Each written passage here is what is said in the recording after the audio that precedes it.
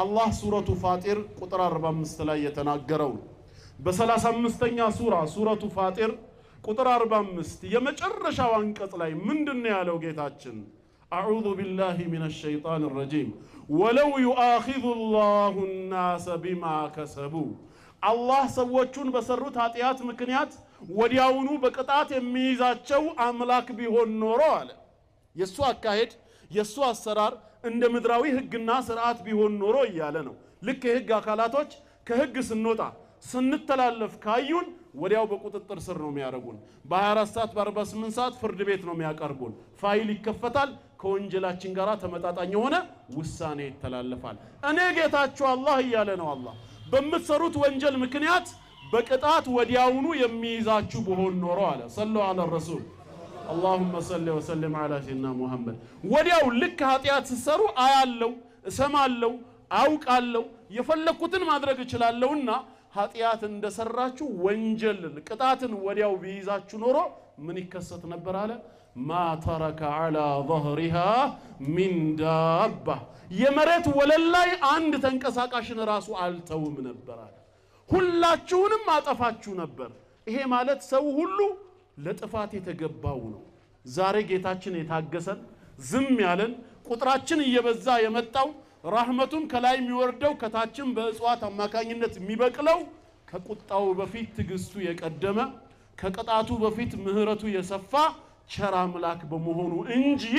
እኛ ብዙ መልካም ስራ ስለሰራን አይደለም አላህ ምክንያትን ፈልጎ ሊያጠፋን ሊቀጣን ቢፈልግ ኖሮ ሁላችንንም ማጥፋት የሚችልበት በቂ ማስረጃ አለው ለምን ቃሉ ላይ ነግሮናል እውነተኛ ነው ወለው يؤاخذ الله الناس بما كسبوا እኔ አላህ ሰዎችን በሰሩት ወንጀል ምክንያት ወዲያው ሲሰሩ እየጠበቅኩኝ ቅጣት ማወርድ ጌታ በሆን ኖሮ ውጤቱ ምን ይሆን ነበር አለ የዓለም ህዝብ 500 ሚሊዮን ወይ 100 ሚሊዮን ብቻ ይሆንና ይቀር ነበር አይደለም ያለው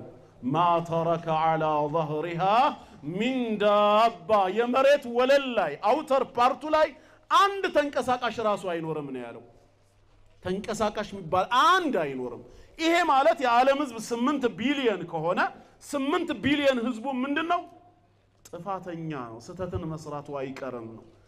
100% ንጹህ ተብሎ ስተት ላይ ያልወደቀ ማንንም የለም ስለዚህ ይሄን አምነን መቀበል አለብን ነገር ግን በውርስ የተቀበልነው ሳይሆን በግብር ህግን በመተላለፍ የወደቅንበት ነው አላህ ዝምታው ትግስቱ ነው ነገ እንድንመለስ ስለሚፈልግ ነው አላህ ዝምታው ቸርነቱ ነው ከቅጣቱ በፊት ምህረቱን መግለጽ የሚወድ ጌታ ስለሆነ እንጂ እስካሁን ዝም ያለን ጥቂት አጥፍተን ብዙ የምንሰራ ስለሆነ አይደለም አላህ ሊቀጣን ከፈለገ በቂ ማስረጃ ያለው ጌታ መሆኑን አምነን መቀበል አለብን ግልጽ ነው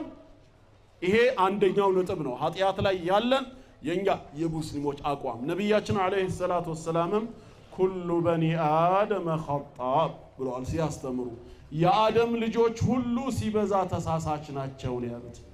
ያጠፋሉ ይሰራሉ ብለዋል ስለዚህ ሰው ሁሉ ይሳሳታል ያጠፋል አምነን ተቀበል ጥሩ ምን ይሁን ታዲያ መፍትሄው ምክንያቱም ኃጢያተኛ ከሆነን ለኃጢያተኞች የተዘጋጀው ዋጋ ምንድነው ከተባለ በእስላም አስተምህሮ ጀሃነም እሳት ነው ሞት የኃጢያት ደሞዝ አይደለም ስተት ነው ሞት በኃጢያት ምክንያት አልመጣም ጌታ አላህ ለኃጢያተኞች ያዘጋጀው ቅጣት ለኃጢያተኞች ያዘጋጀው ድግስ ጀሃነም እሳት ነው ይሄ ሞትስ ዛሬ ምድር ላይ 60 70 80 አመት ወይ ከዛ በፊት በወጣትነት በህፃንነት ብዙም ሳይኖር ወይ እድሜ ጠግቦ ኑሮ የሚሞተው ሰው እስከተባለ መጀመሪያም የአላህ ፕሮግራምና እቅድ ነው ከክርስትና አንዱ የሚለየን ይሄ ነው